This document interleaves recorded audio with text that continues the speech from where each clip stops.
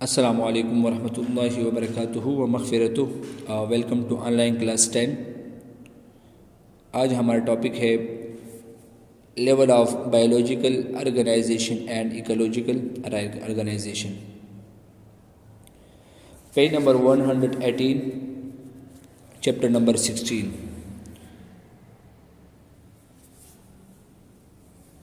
आज हम पढ़ेंगे कि एक ऑर्गेनिज़म किस तरह बना है, इनकी क्रिएशन किस तरह हो गई है और ये अपनी ज़िंदगी किस तरह गुजारती है, और एक ऑर्गेनिज़म की बॉडी जो बनी है ये किन किन चीज़ों से बनी है। तो आज हम level of biological organisation and ecological organization में ये पढ़ते हैं। And now we start about a level of organization. A million of organisms are present on the earth. They are different from each other and range from the simplest organisms, for example bacteria, to the most complex one.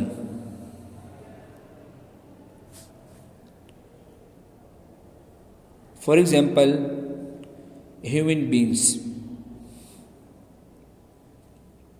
The body of all living things are made of different parts of organized in certain manner that support life functions. These organisms includes atoms, molecules, organelles, cells, tissues, organs, organ system,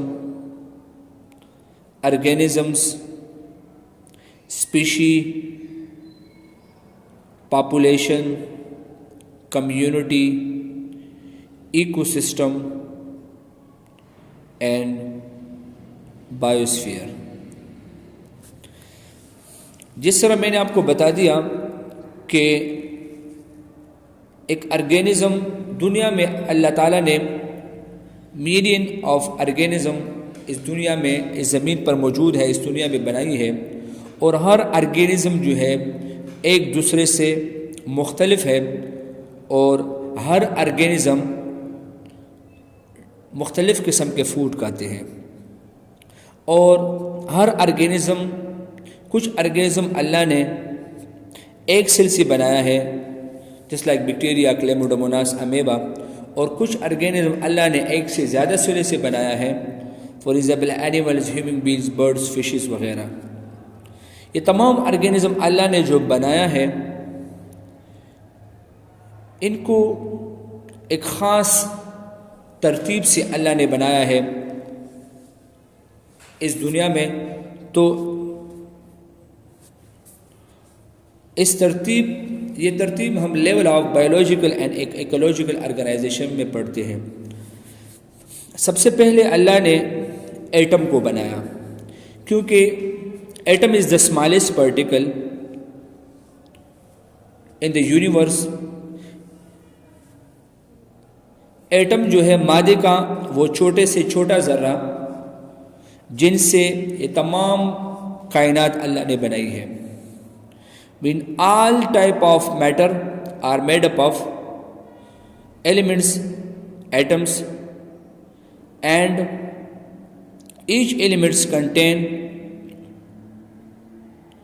a single kind of atoms. इस atom को हम elements भी कहते हैं। The pure form of the atom is called atom. तो अल्लाह ने इस कायनात को एटम से यानी एलिमेंट से बनाया है।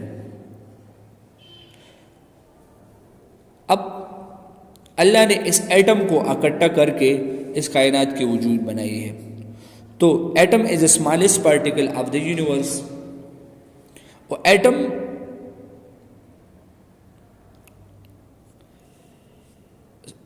कायनात का सबसे स्मॉलेस्ट पार्टिकल है। और एटम जो है 3 पार्टिकल से बना है। एटम इज कंपोज ऑफ सब atomic particles such as proton, electron and neutron। Atom 3 चीज़ों से बना है, प्रोटॉन से, इलेक्ट्रॉन से एंड इलेक्ट्रॉन। इलेक्ट्रॉन के ऊपर it has positive charge and present in the nucleus. Proton और न्यूट्रॉन ये न्यूक्लियस में होता है। प्रोटॉन के ऊपर पॉजिटिव चार्ज होता है और न्यूट्रॉन पर कोई चार्ज नहीं। It has no charge, mean neutral and present in the nucleus. तो एटम के 3 पार्टिकल से, एक है proton, electron and neutron. Proton और न्यूट्रॉन ये दोनों न्यूक्लियस में होते हैं और इलेक्ट्रॉन जो है ये न्यूक्लियस के बाहर रिवॉल्विंग करती है, चक्कर लगाती है और इस पर नेगेटिव चार्ज है। It has a negative charge and present in shell around the nucleus. ये न्यूक्लियस के शेल में चक्कर लगाता है। तो अल्लाह ने एटम बनाया। एटम के 3 पार्टिकल से, प्रोटॉन, इलेक्ट्रॉन एंड न्यूट्रॉन। और the pure form of the atom is called elements.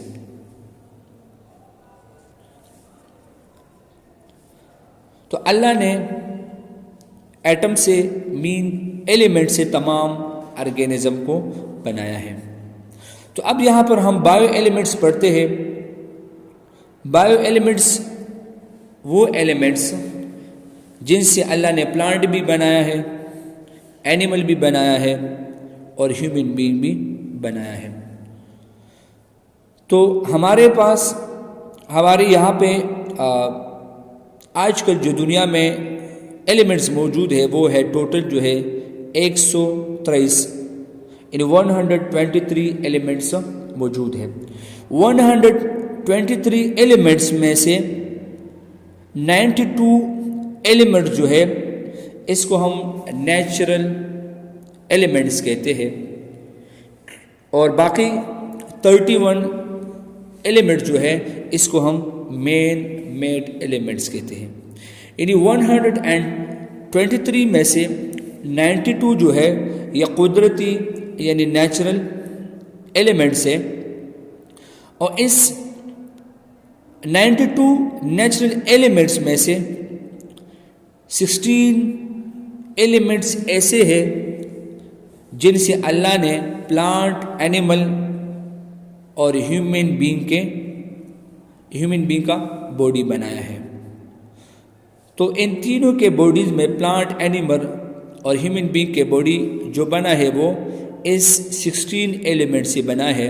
तो इसलिए इसको कहते हैं बायो एलिमेंट्स। तो यहाँ पे हम पढ़ते हैं कि out of 92 natural occurring elements, 16 elements are called bioelements. These take part in making the body mass of a living organism. In these 16 elements, only 6 elements, oxygen, carbon, hydrogen, nitrogen, calcium and phosphorus makes 99% of the total mass, while other 10 bioelements, potassium, sulfur, chlorine, sodium, magnesium, iron, copper, manganese, zinc and iodine make 1% of the total mass। जिस तरह मैंने आपको पहले बता दिया कि total 123 elements में से 92 नेचुरल एलिमेंट्स हैं और 92 में से 16 एलिमेंट जो है ये बायो एलिमेंट्स है और बायो 16 में से 6 एलिमेंट जो है ये 99% ऑर्गेनिज्म के बॉडी में मौजूद होती है। बाकी 1% एलिमेंट जो है बाकी 10 एलिमेंट जो है ये 1% ऑर्गेनिज्म के बॉडी में मौजूद होती है। तो मीन इस 16 एलिमेंट से अल्लाह ने इस ऑर्गेनिज्म की बॉडी बनाई है।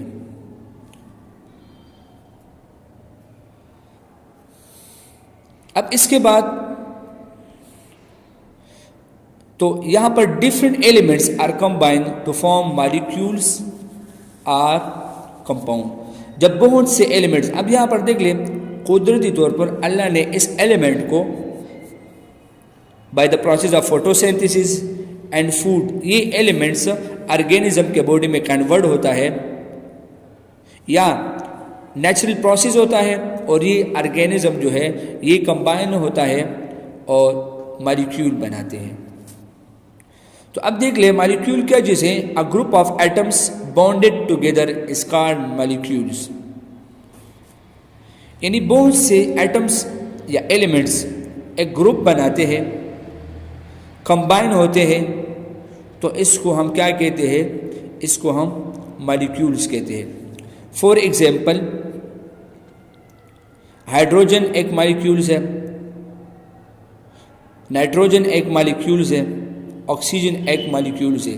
जब ये कंबाइन होते हैं, ये हाइड्रोजन एक एलिमेंट से, सॉरी नाइट्रोजन दूसरा एलिमेंट से और ऑक्सीजन तीसरा एलिमेंट से, जब ये कंबाइन होते हैं तो ये मॉलिक्यूल्स यानी कंपाउंड बनाते हैं। अब यहां पर बायो मॉलिक्यूल्स, यहां पर कुछ मॉलिक्यूल्स इन एलिमेंट्स ऐसे हैं जो क्या है, एक बॉन्डिंग अलहदा नहीं है।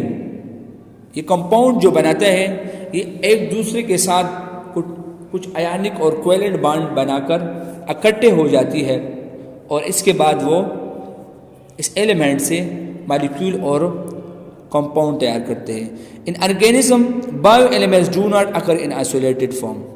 यानी बायो एलिमेंट्स जो है एक ऑर्गेनिज्म में जुदा जुदा नहीं होते। सोडियम हाइड्रोजन ये एक रिएक्शन करके एक दूसरे के साथ बॉन्ड बनाकर इकट्ठे हो जाते हैं in the form of glucose, in the form of water, in the form of amino acids H2O and C6H12O6 etc. अब यहां पर हम पढ़ते हैं कि हमारे जिस्म के अंदर दो किस्म के बायोमॉलिक्यूल्स हैं। एक को हम कहते हैं माइक्रोमॉलिक्यूल्स और दूसरे को हम कहते हैं मैक्रोमॉलिक्यूल्स। माइक्रोमॉलिक्यूल्स वो है जिनके लो मॉलिक्यूलर वेट होती है और मैक्रोमॉलिक्यूल वो है जिनकी हाई मॉलिक्यूलर वेट होती है। अब यहाँ पर देख ले, the molecules which have low molecular weight are called micro molecules. For example glucose, अब ग्लूकोज की लो मॉलिक्यूलर वेट है, वाटर इसकी भी लो मॉलिक्यूलर वेट है और यहाँ पर अमाइनो एसिड है। दूसरा जो है macromolecules, the molecules which have high molecular weight, for example carbohydrates, protein and lipids. इसके बाद कंपाउंड, मैंने आपको पहले जो डिफरेंट एलिमेंट्स और atoms are combined to form compound. The chemical combination of two or more than two different elements are combined is called compound. जब दो या दो से ज़्यादा एलिमेंट्स केमिकल कम्बिनेशन करके केमिकली कंबाइन होकर कंपाउंड बनाते हैं। अब यहाँ पर कंपाउंड के दो टाइप्स हैं, एक को हम ऑर्गेनिक कंपाउंड कहते हैं और दूसरे को हम इनऑर्गेनिक कंपाउंड कहते हैं। ऑर्गेनिक कंपाउंड वो है जिसमें कार्बन मौजूद हो और इनऑर्गेनिक कंपाउंड वो है जिसमें कार्बन, हाइड्रोजन और ऑक्सीजन न हो। अब यहाँ पर the compound containing carbon, oxygen and hydrogen except carbon monoxide HCO3 और CO3 and CN mean carbides are called organic compound. For example, carbohydrates, इसके अंदर भी कार्बन मौजूद होती है C6H12। इस तरह प्रोटीन के अंदर भी जिस तरह अमाइनो एसिड्स हैं और फैट्स एटसेट्रा। यहाँ पर कुछ इनऑर्गेनिक कंपाउंड्स होती है जिसके अंदर कार्बन ना हो। Any the compound except organic compounds are called inorganic compound. For example H2O। अब यहाँ पर एग्जाम्पल दिया है कि हाइड्रोजन, ऑक्सीजन, ये वाटर जो है ये ऑर्गेनिक कंपाउंड में नहीं आते, ये इनऑर्गेनिक कंपाउंड है। कुछ एलिमेंट्स कुछ कंपाउंड ऐसे हैं जो इनऑर्गेनिक कंपाउंड में केमिस्ट ने जो इंटरनेशनल लॉ है उसने इसमें शुमार किया हुआ है। यहाँ पर कुछ कार्बन डाइऑक्साइड। इसके बाद different molecules or compounds combine to form organelles. यहाँ पे जब मुख्तलिफ किस्म के मॉलिक्यूल्स आर कंपाउंड कंबाइन होते हैं और वो एक सेलुलर स्ट्रक्चर पैदा करता है, तो इसको कहते हैं organelles. Mean different biomolecules combine in a particular way to form the subcellular structure called organelles. Each organelle perform a particular function.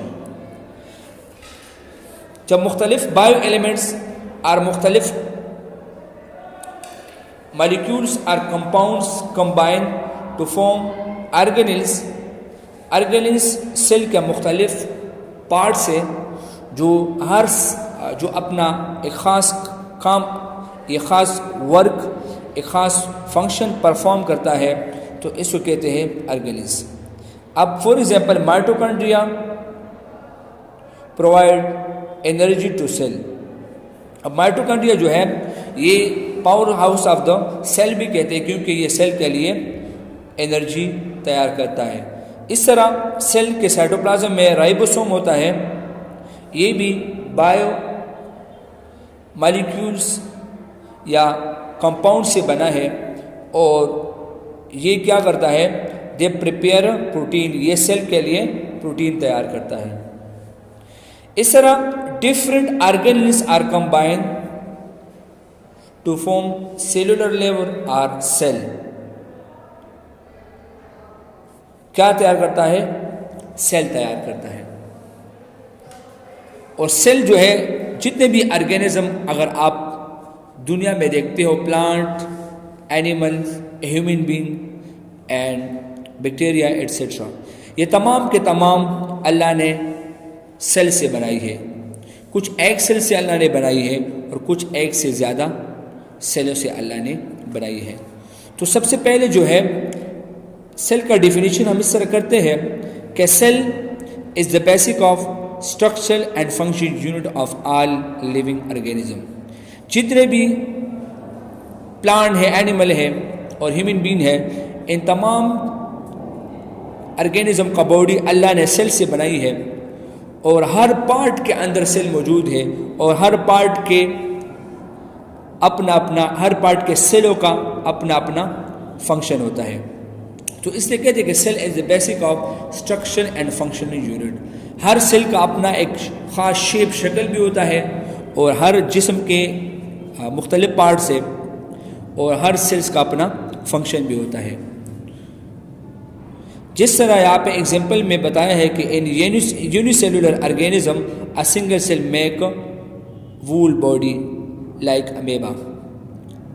जिस तरह मैंने आपको पहले बता दिया कि कुछ ऑर्गेनिज्म अल्लाह ने एक सेल से बनाया है और ये एक सेल तमाम बॉडी फंक्शन यानी रोल अदा करता है। इसके बाद कुछ ऑर्गेनिज्म को अल्लाह ने मल्टी सेलुलर से बनाया है जो मिलियन ट्रिलियन सेल्स पर मुश्तमिल है, जस्ट लाइक प्लांट्स और ह्यूमन बीइंग, एनिमल्स एट्सेट्रा। यहाँ पर डायग्राम में भी आपको बताता हूँ कि सबसे पहले अल्लाह ने दुनिया में एटम बनाया है और एटम के बाद यानी मालिक्यूल एलिमेंट्स के बाद एटम या एलिमेंट्स, बायो एलिमेंट्स जब कंबाइन होती है तो मालिक्यूल्स यानी बायो मालिक्यूल तैयार करता है। फिर डिफरेंट मालिक्यूल्स जब कंबाइन होती है तो ऑर्गेनिज तैयार करती है और डिफरेंट ऑर्गेनिज जब कंबाइन होती है तो सेल तैयार करता है और तमाम के तमाम ऑर्गेनिज्म जो बनी है, लिविंग ऑर्गेनिज्म जो बनी है वो सेल से बनी है। अब यहाँ पर सेल के बाद जब different kinds of cells are combine या इन मल्टी सेलुलर ऑर्गेनिज्म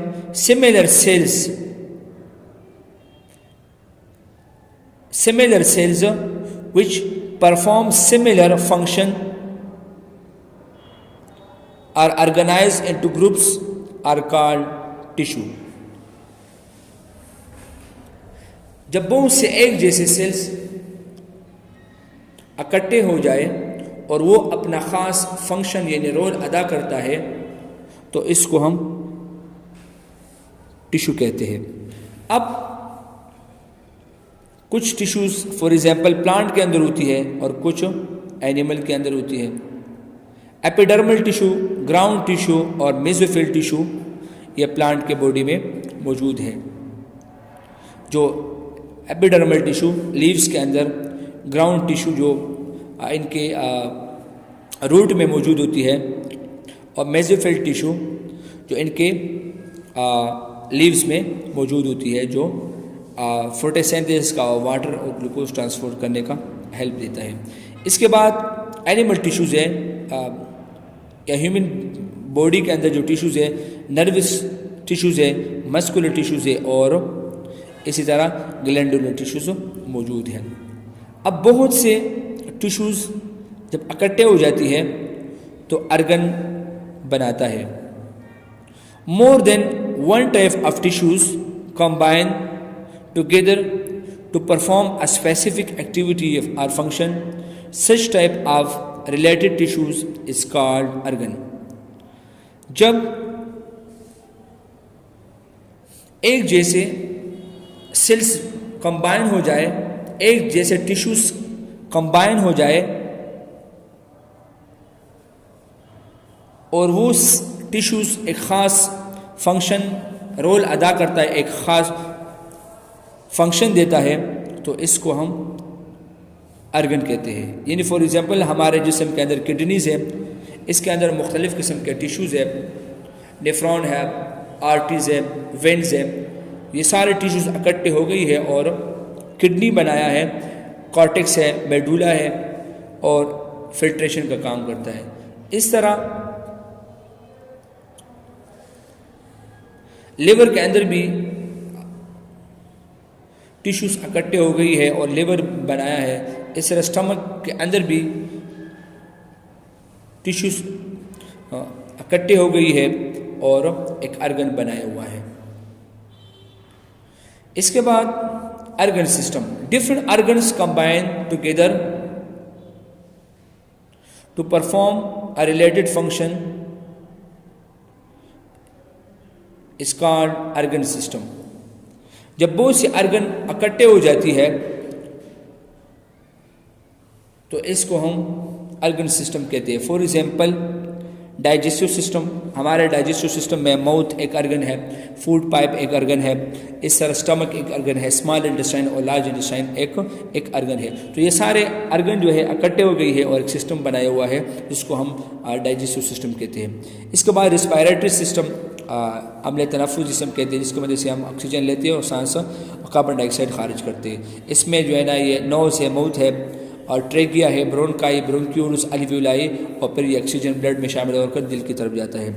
तो मुख्तलिफ़ किस्म के अर्गन जब इकट्ठे हो जाती हैं तो सिस्टम बनाते हैं, जिस तरह डाइजेस्टिव सिस्टम और रिस्पायरेटरी सिस्टम। अब हमारे जिस्म के अंदर 8 सिस्टम है, वो 8 system digestive system, respiratory system, blood circulatory system, nervous system, muscular system, ये सारे सिस्टम जब इकट्ठे हो जाती है तो ऑर्गेनिज्म तैयार करता है। Different organ system combine to form a whole organism. जब मुख्तलिफ़ किस्म के अर्गन सिस्टम इकट्ठे हो जाती है और एक बॉडी बनाता है, एक ऑर्गेनिज्म बनाता है। In an organism the function of different organ system are coordinated. अब ये सारे सिस्टम जो है, जब मुख्तलिफ़ किस्म के अर्गन सिस्टम इकट्ठे हो जाए और ये सारे सिस्टम एक जैसे एक दूसरे के साथ मिलकर काम करता है तो इसको हम कहते हैं ऑर्गेनिज्म। और इस ऑर्गेनिज्म के बारे में अल्लाह ने कुरान में फरमाया भी है। सूरह अल-मोमिनून आयत नंबर 14 में अल्लाह ने कुरान में भी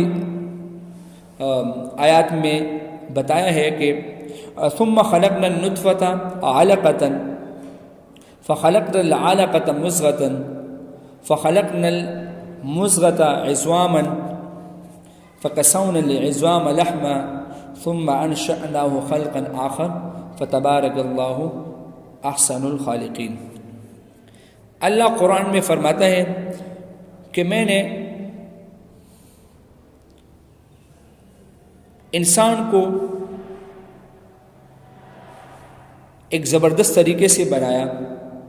पहला जो है इनके जिस्म में फूड से जो एलिमेंट्स इकट्ठे की, इसके बाद मैंने इसका खून बनाया, मुख्तलिफ एलिमेंट्स इकट्ठे करके मैंने इसका खून बनाया, यानी सेल्स बनाए।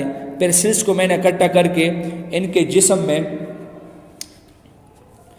टिश्यूज़ बनाया और फिर इसके टिश्यूज़ मुख्तलिफ़ किस्म के बोन्सेस बनाए और इसके ऊपर फिर मैंने गोश्त के सेल्स चढ़ाए और गोश्त के बाद मैंने इस इंसान को एक ज़बरदस्त तरीके से बनाया।